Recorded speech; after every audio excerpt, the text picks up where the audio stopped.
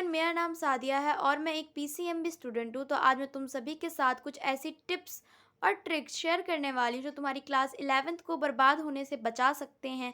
देखो, बर्बाद होने से तो मैं बस तुम्हें टिप्स दे सकती हूँ, पर उन टिप्स को फॉलो करना तुम्हारा काम है।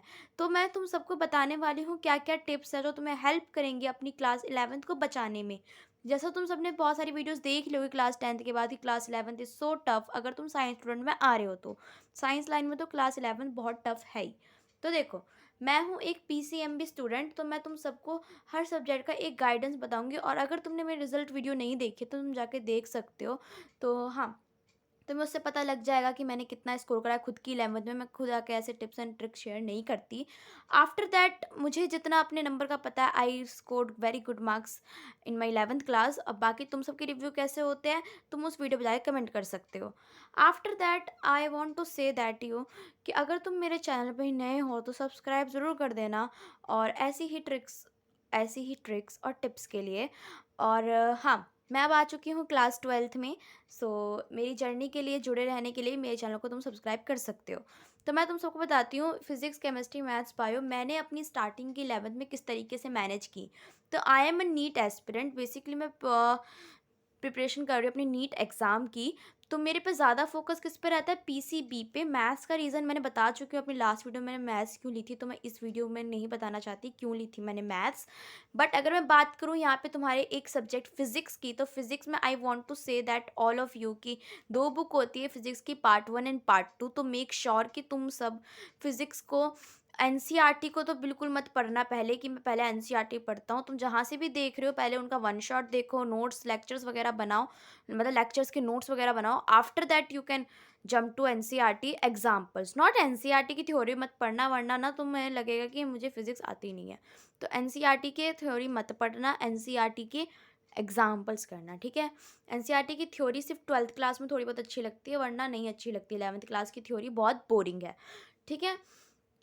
और अगर मैं बात करूँ, तो ये तो थी फिज़िक्स की बात। तो मैंने कहा कि पहले लेक्चर देख लो, उसके बाद तुम एनसीईआरटी के एग्जाम्पल कर सकते हो। तो ये तो हो गया।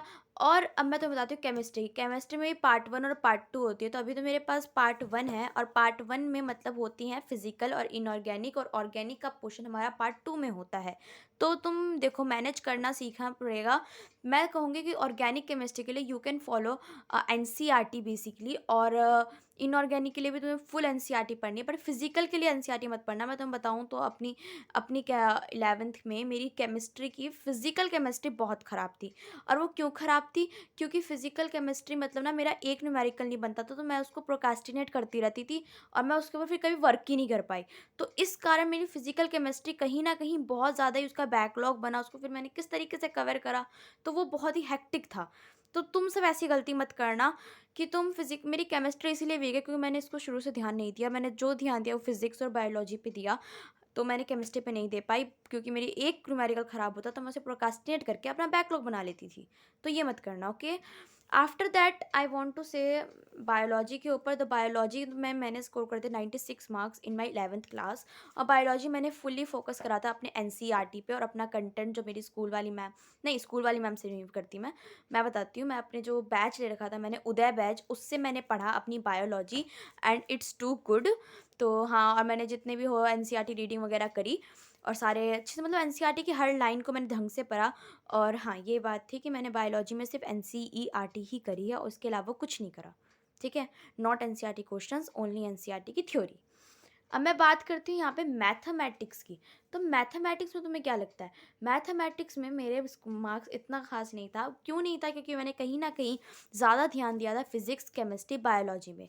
एज अ पीसीएमबी स्टूडेंट हम बैकलॉग बन जाते हैं, या तो मैथ्स मैनेज होती है, बायोलॉजी मैनेज होती है। तो मुझसे बायोलॉजी मैनेज हुई थी, मैथ्स नहीं हुई थी। बट कोई बात नहीं, मैं तुम्हें मैथ्स का बताती हूँ। मैंने मैथ्स में क्या करा था, मैंने मैथ्स में करा था प्रोकास्टिनेशन। और उस प्रोकास्टिनेशन की सज़ा मिली मुझे कि मेरे मार्क्स थोड़े कम आए, जिसकी वजह से मेरी परसेंटेज डाउन चली गई। तो हाँ, मैं इन पे ध्यान देती थी। तो मतलब प्लीज़ पार्शियलिटी मत करना सब्जेक्ट में के बीच में, वरना फंस जाओगे। तो इसलिए कोशिश करना कि अपने सब्जेक्ट्स को इक्वल इक्वल टाइम देते हुए चलो, खासकर मैथ्स को तो ज़रूर। ऊपर से क्या बोलते हैं, अगर तुम पीसीएमबी हो तो कोशिश करना एक आर तो ज़रूर लगाओ। तो हाँ, मैं तुम्हें बताती हूँ कि मैंने सिर्फ इसमें बैकलॉग ही बनाए थे। फिर मैंने डेढ़ महीने के अंदर अपनी क्लास 11th की फुल मैथ्स को पढ़ा and I had score 75 marks in my class 11th, ठीक है, आउट ऑफ 100। सो यस, यही था। तो देखो, तुम सबके अलग ही टिप्स एंड ट्रिक्स हो सकती है, तुम अपनी टिप्स एंड ट्रिक्स फॉलो करो, मैं बस तुम्हें गाइड करने के लिए आई थी। अगर तुम्हें मेरी वीडियो अच्छी लगी हो तो मेरे को सब्सक्राइब जरूर कर देना। मेरे चैनल पर तुम्हें देखने को मिलते हैं क्लास 12th के नीट एस्पिरेंट के, regular school student plus online coaching student. तो ये सब को मैं किस तरीके से मैनेज करती हूँ, मैं अपने वीडियो ब्लॉग में शेयर करती रहती हूँ। तो अगर तुम मेरे चैनल पर नहीं हो तो सब्सक्राइब करके ज़रूर जाना। Bye bye, see you soon.